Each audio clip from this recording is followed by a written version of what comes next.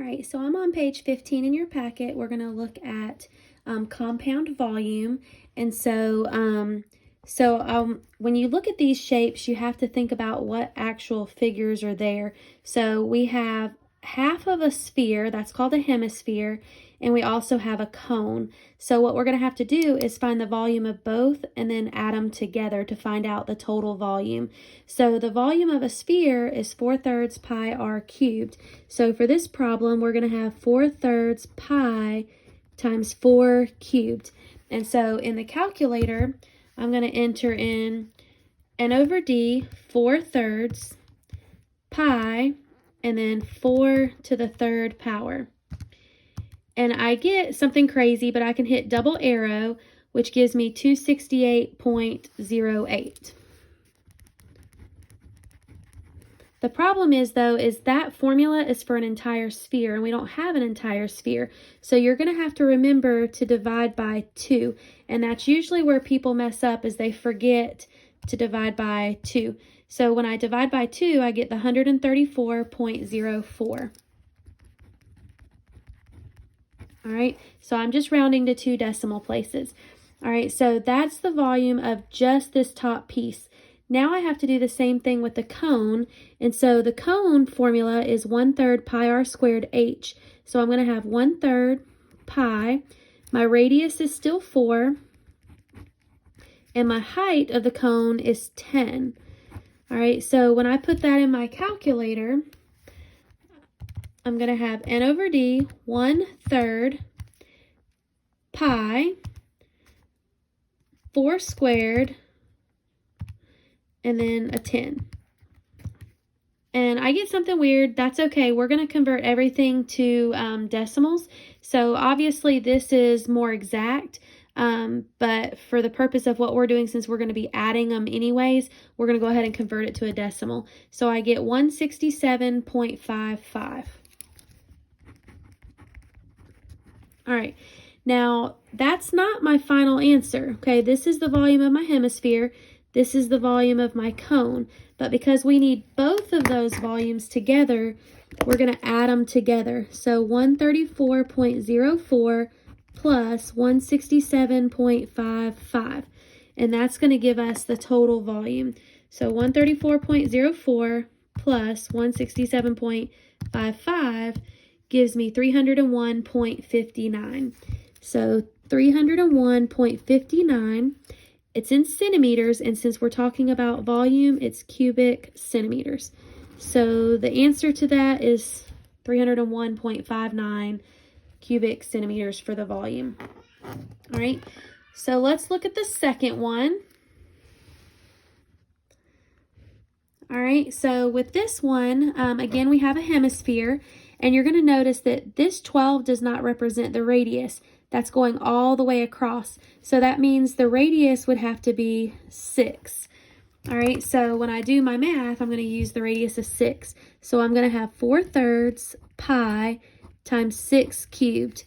And so in my calculator, I have 4/3 pi and then 6 cubed raised to the third power. I'm going to convert to a decimal, so I get 904.78 if you round it. So 904.78. But I have a hemisphere, so I'm going to divide by 2. So I'm going to divide that by 2, and I get 452.39 when I round it. So 452.39. Don't forget to divide by 2. All right, so now I'm going to do the same thing for my cylinder. So I have pi r squared h, so I have pi, my radius is still 6, so 6 squared, and my height is 13. So I'm going to have in my calculator pi 6 squared, and my height was 13. Yes.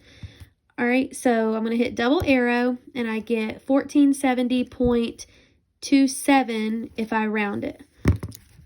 So 1470.27 rounded. Now, because I want the compound volume, I'm now going to take those two answers and I'm going to add them together. All right, so when I add that together, 452.39 plus 1470.27 rounded, I get 1922.66. And it's in inches, so cubic inches. All right. So moving on to number 3. This time it's asking how much empty space is in the container. So this time we're not going to add them together because you have a sphere on the inside. So you're actually going to find the volume of both, but then you're going to subtract the two to find out the empty space. So the volume of a cylinder is pi r squared h. So here we're going to have pi. My radius is not 20. 20 goes all the way across, right? But that means my radius is 10. So I'm going to have pi times 10 squared. The height, though, of the cylinder is 20 altogether. All right, so in my calculator, I'm going to have pi times 10 squared times the height, which was 20. And I get a big number, so 6283.19 rounded. All right, that's the volume of my cylinder. Now I have to do the same thing with the sphere. So 4/3 pi r cubed. So I'm going to have 4/3 pi. My radius is 10, and I'm cubing that. So 4/3 pi, and then 10 to the third power. And I get 4188.79. All right, now remember what I said, we're not adding these together. All right, so this time we need to subtract the two because we need empty space. So I'm going to take the big number and I'm going to subtract the little number. So I would say 6283.19 minus 4188.79. 6283.19 minus 4188.79. All right, and I get 2094.4 cubic centimeters. All right, I know it's centimeters because the figure is in centimeters, and it's cubic because we're talking about space, and that is considered volume. All right, so take a look at number 4. All right, so this time we're dealing with a pyramid on the top and a prism or a box on the bottom. So the formula for a pyramid is 1/3 length times width times height. You could also do 1/3 side squared since this is the same length for both. So technically it's a square pyramid. All right, but I usually do length times width times height just to keep it the same formula every time. So I'm going to do 1/3. Do everything in the same color. 1/3 length times width, because if this is 4, this is 4. If that's 4, that's 4, right? So 4 times 4 times my height, which is 6. So in my calculator, I'm going to have 1/3, 4 times 4 times 6, and I get 32. So the pyramid is 32 for the volume. The prism is the box, so that's length times width times height. So 4 times 4 times 5. So 4 times 4 times 5 is 80. And because we're dealing with compound volume, we're going to add them together. So we're going to say 32 plus 80, and that would be 112. It's in inches, so cubic inches. All right. For number 5, we have a cone on top, and I know it's hard to tell that it's a cylinder, but it is a cylinder on the bottom. It's kind of like a tuna fish can. All right, so it is a cylinder because it's rounded and it has a height. It's not pointed on the bottom. The cone is the top part. All right, so the cone, we would have 1/3 pi. The radius is 5. And the height of the cone is 12. So I'm going to put that in my calculator. 1/3 pi 5 squared times the 12. And I get 314.16 rounded. So 314.16 rounded. Now I'm going to do the same thing with a cylinder. So I'm going to have pi. The radius is still 5, but the height of that cylinder is only 2. So I'm going to put that in my calculator. Pi times 5 squared times 2. And I get 157.08 rounded. So 157.08 rounded. And again, because it's compound volume, we're going to add those together. So 314.16 plus the 157.08.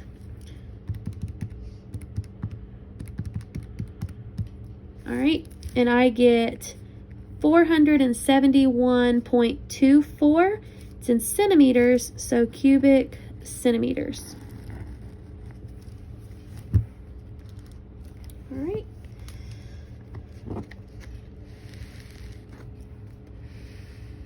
Number 6.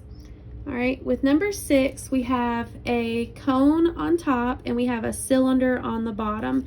So for the cone, I'm going to have 1/3 pi. My radius, well, I don't have the radius up here, but if it's 12 going all the way across, then what is the radius? Well, the radius would be 6. All right, so I'm going to have 1/3 pi 6 squared. The height of the cone is 13.75. So in my calculator, I'm going to type 1/3 pi 6 squared and then 13.75 for the height. And I get 518.36.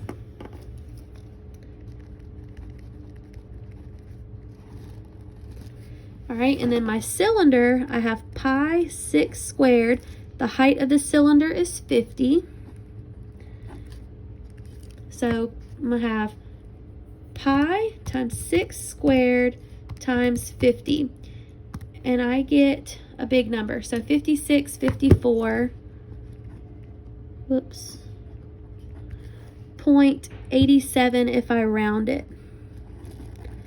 All right, now obviously if I kept more decimals, your final answer may be a tiny bit different, but this should be enough for you to know what you're doing. All right, so 518.36 plus the 5654.87 number.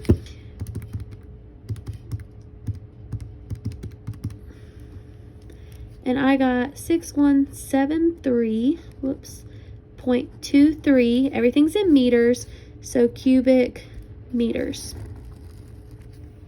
All right. All right. So if you look down at number 7, sorry, I'm using balloon string to help hold my phone up. All right, so I have a cylinder, but I have spheres on the inside because those are like tennis balls, and they want to know how much empty space. So this 3 goes all the way across. That's the diameter. That means my radius is 1.5.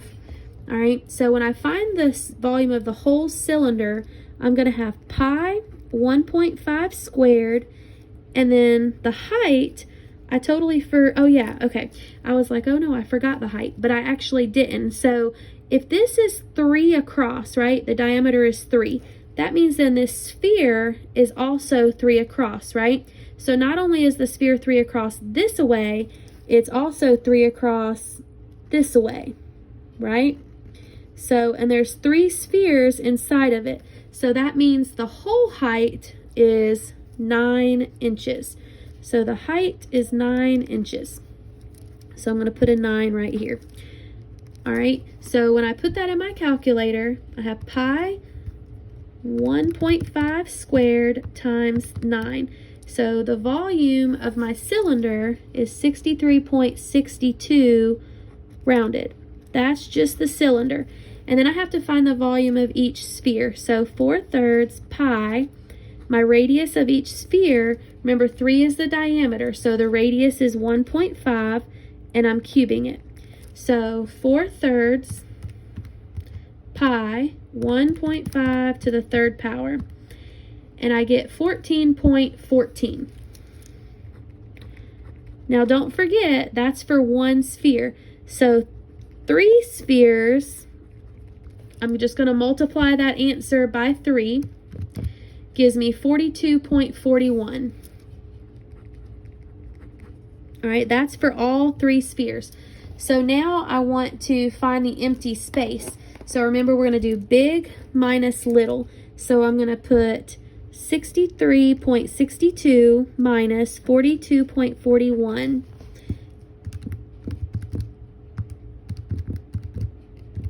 And I get 21.21. It's in inches, so cubic inches. And that's the amount of empty space in that container. All right.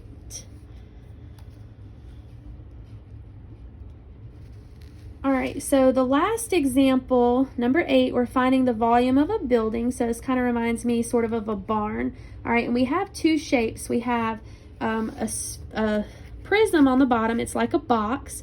But then up top, that's like half of a cylinder. All right, so we're going to find the volume of both. So for the prism at the bottom, remember, it's just length times width times height. So we would have 12 times 25. And the height would be 8. So 12 times 25 times 8, that bottom part would be 2400. That's the prism part at the bottom. Now the cylinder is pi. Well, this is where we have to think, okay? The radius, think about this 12. If that's 12, that means this whole thing across up here is also 12, right? So that's the diameter. So that would mean that the radius would have to be 6. So we're going to say 6 squared.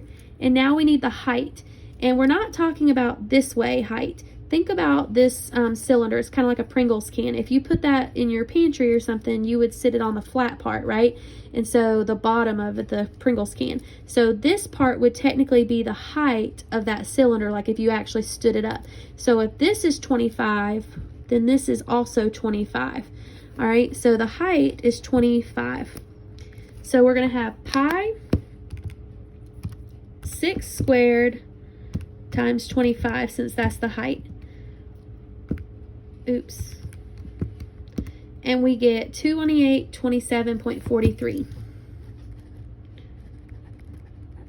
All right, so now we have, oh, just kidding, I almost messed up. That's the volume of the whole entire cylinder, but we don't even have a whole cylinder, right? We actually have only half of a cylinder. So I almost forgot, but I have to divide by 2. So divide that by 2, and we get 1413.72 if you round it.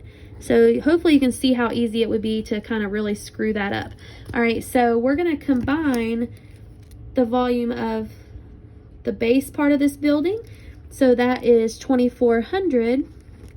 And we're going to add to that the half cylinder, which is 1413.72. And we're going to add those together.